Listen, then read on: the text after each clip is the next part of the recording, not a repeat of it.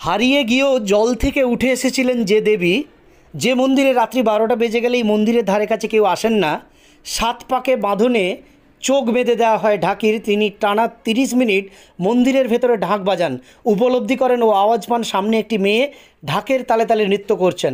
পৌষ সংক্রান্তি থেকে মাঘ সংক্রান্তি এই প্রথা চলে। এই প্রথাকে বলে নিশিডম্বু প্রথা।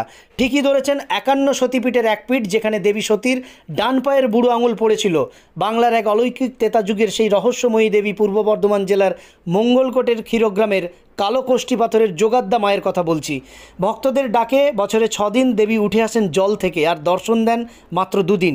31শে বৈশাখ লক্ষ লক্ষ মানুষের জমায়েত হয়। ওই দিন মাকে স্পর্শ করা যায়, মেলা হয়, মহাভোগ বিতরণ হয়। শ্রদ্ধা মতে গ্রামের মানুষ ওই পুজোর সময় 1 মাস গ্রামে জুতো পরেন না। আগে নরবলি হতো, এক পূজারী ব্রাহ্মণ মায়ের দেখা ও আদেশ পাওয়ার পর মহিষ বলি, এবং এখন ডোম প্রজাতির একজন করে মানুষ বেল কাটা দিয়ে বুক চিরে রক্ত দিলে তবেই